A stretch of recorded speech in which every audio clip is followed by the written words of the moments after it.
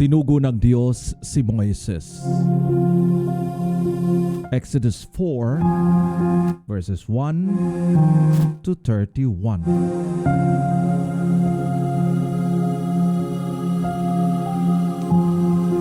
Itinanong ni Moises, anong gagawin ko kung hindi makinig sa akin ng mga Israelita at hindi maniwalang nagpakita kayo sa akin?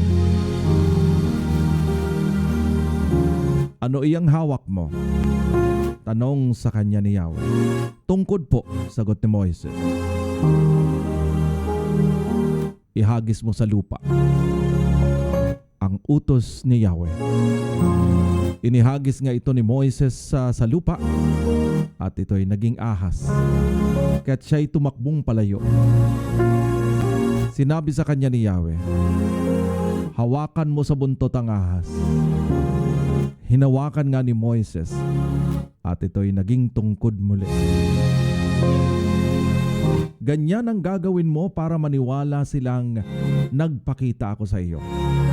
Ang Diyos ng inyong mga ninuno, ang Diyos ni Abraham, Isaac at Jacob, sabi ni Yahweh. Pasok mo ang iyong kamay sa damit mo, sa tapat ng iyong dibdib, utos ni Yahweh. Yan din ang ginawa ni Moises. At nang ilabas niya, ito'y nagkaroon ng sakit sa balat na parang ketong na kasimputi ng niyebe. Ipasok mo ulit, utos ni Yahweh. At sumunod naman si Moises. Nang ilabas niyang muli ang kanyang kamay, nagbalik na ito sa dati.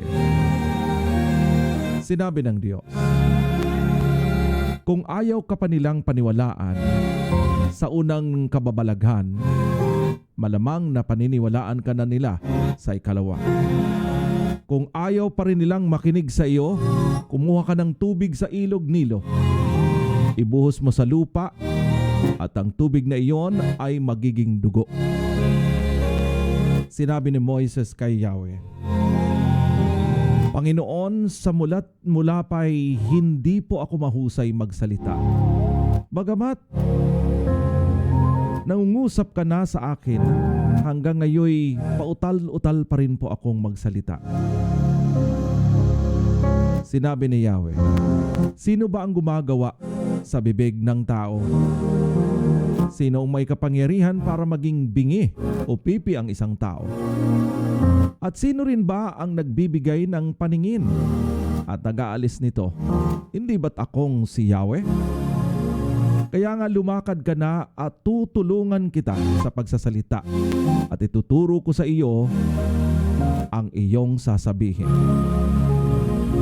Yahweh, maari po bang iba na lang ang iyong suguin? Sagot ni Moises. Dahil dito nagalit si Yahweh kay Moises. Sinabi niya, hindi ba kapatid mo ang Levitang si Aaron or Aaron? Alam kong mahusay siyang magsalita. Darating siya at makikipagkita sa iyo. Matutuwa siya sa pagkikita ninyo. Kausapin mo siya at sabihin mo ang lahat ng dapat niyang sabihin. Tutulungan ko kayo sa pagsasalita at ituturo ko sa inyo ang inyong mga dapat gawin. Siya ang magiging tagapagsalita mo sa mga tao at ikaw ang magiging tagapagsalita ng Diyos na magsasabi naman sa kanya kung ano ang sasabihin niya. Dalhin mo ang iyong tungkod sapagkat iyan ang gagamitin mo sa paggawa ng mga salamangka o kababalaghan. Bumalik si Moises sa Ehipto. Umuwi si Moises upang magpaalam sa biyanan niyang si Jethro. Sinabi niya, babalik po ako sa Ehipto. Dadalawin ko po ang aking mga kamag-anak doon para malaman ko naman kung buhay pa sila. Pumayag naman si Jethro. Matapos magpaalam, sinabi ni Yahweh kay Moises, magbalik ka na sa Ehipto sapagkat patay ng lahat ang mga taong ibig pumatay sa iyo. Kaya isinakay niya sa mga asno ang kanyang asawa at mga anak at naglakbay sila patungong Ehipto. dala niya ang kanyang tungkod. Sinabi sa kanya ni Yahweh, pagdating mo sa Ehipto, gawin mo sa harapan ng Faraon ang mga kababalaghang ipinagagawa ko sa iyo. Binigyan kita ng kapangyarihan gawin ang mga ito. Ngunit patitigasin ko ang puso niya upang hindi niya payagang umalis ang mga tao. Kung magkagayon, ganito ang sabihin mo sa kanya. Ipinapasabi ni Yahweh, ang Israel ay aking mga anak na panganay. Payagan mo siyang umalis para sumamba sa akin. Kapag hindi mo pinayagan, papatayin ko ang iyong panganay. Isang gabi, samantalang namamahinga sina Moises at sa kanilang paglalakbay patungong Ehipto, nilapitan siya ni Yahweh at pinagtangkaang patayin. Kaya't kumuha si Sipora ng isang matalim na bato at tinuli ang kanyang anak. Pagkatapos, ipinahid niya sa mga paa ni Moises ang pinagtulian, saka sinabi, tunay ngang asawa na kita sa pamamagitan ng dugo ng pagtutuli. Dahil dito, hinayaan ni Yahweh na mabuhay pa si Moises. Kaya sinabi ni Sipora kay Moises, naging asawa kita sa pamamagitan ng dugo ng pagtutuli. Samantala, sinabi ni Yahweh kay Aaron, salubungin mo sa ilang si Moises. Sinalubong niya si Moises sa bundok ng Diyos at tinagkan niya nang sila'y magkita. Sinabi ni Moises kay Aaron ang lahat ng sinabi sa kanya ni Yahweh, pati ang kababalaghang ipinagagawa sa kanya. At magkasama silang lumakad upang tipunin ang mga pinuno ng Israel. Lahat ng sinabi ni Yahweh kay Moises ay sinabi ni Aaron sa kanila. Pagkatapos, gumawa si Moises ng kababalaghan sa harapan nila at naniwala ang buong bayan. Nang marinig nilang sila'y dinalaw ni Yahweh at hindi lingid sa kanya ang pangaaping ginawa sa kanila ng Ehipsyo, yumuko sila at sumamba kay Yahweh.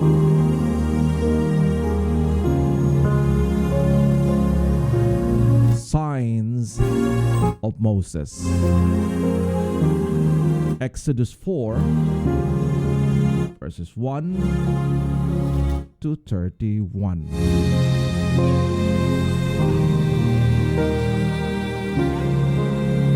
Moses answered,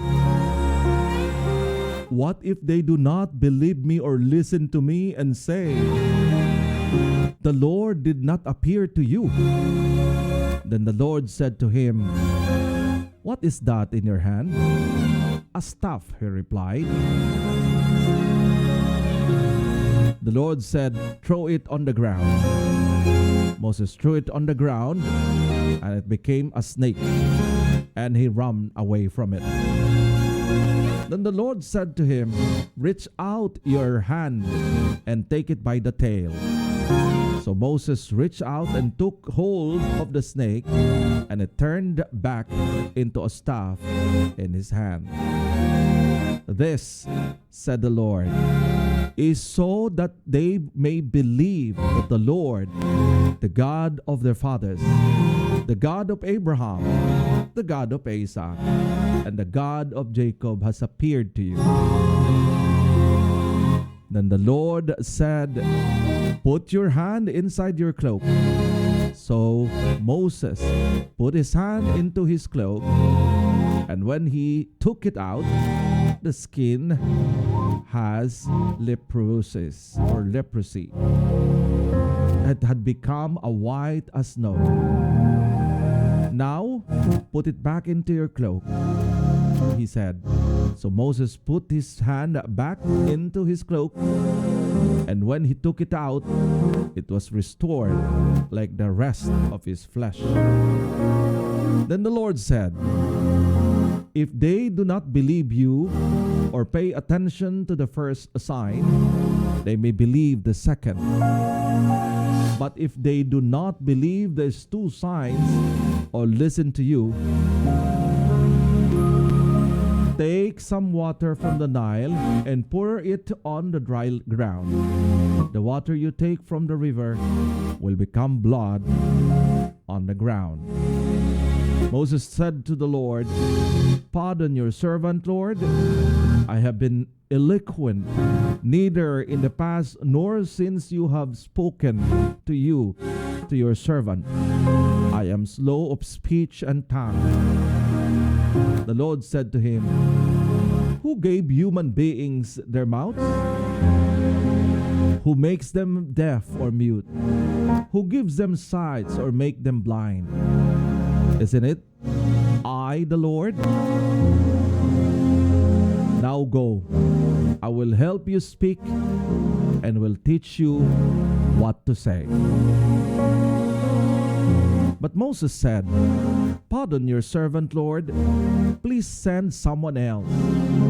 Then the Lord's anger burned against Moses and said, "What about your brother, Aaron the Levite?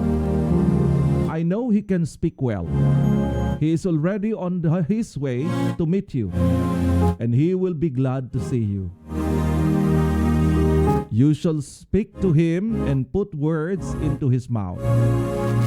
I will help both of you to speak, will teach you what to do. He will speak to the Lord for you, and it will be as if we were your mouth, and as if you were God to him. But take this staff in your hand so you can perform the signs with it."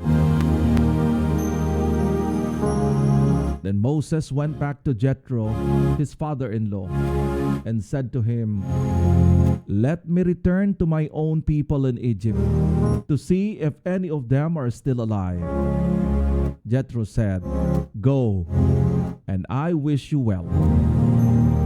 Now the Lord had said to Moses in Midian, "Go back to Egypt, for all those who wanted to kill you are dead." So Moses took his wife and sons, put them on the donkey, and started back to Egypt. And he took the staff of God in his hand. The Lord said to Moses, "When you return to Egypt, see that you perform before the Pharaoh all the wonders I have given you the power to do it. But I will harden his heart so that he will not let people go. Then say to Pharaoh, 'This is what the Lord says. Israel is my firstborn son, and I told you, let my son go, so he may worship me. But you refuse to let him go, so I will kill your firstborn son.'" At a lodging place on the way, the Lord met Moses and was about to kill him. But Zipporah took a knife, cut off his foreskins, and touched Moses' feet with it. "Surely you are bridegroom of the blood to me," she said. So the Lord let him alone. At that time, she said, "bridegroom of blood," referring to circumcision. The Lord said to Aaron, "Go into the wilderness to meet Moses." So he met Moses at the mountain of God and kissed him. Then Moses told Aaron everything the Lord had sent him to say, and also about all the signs he had commanded him to perform. Moses and Aaron brought together all the elders of the Israelites, and Aaron told them everything the Lord had said to Moses. He also performed the signs before the people, and they believed. And when they heard that the Lord was concerned about them and had seen their misery, they bowed down and worshiped.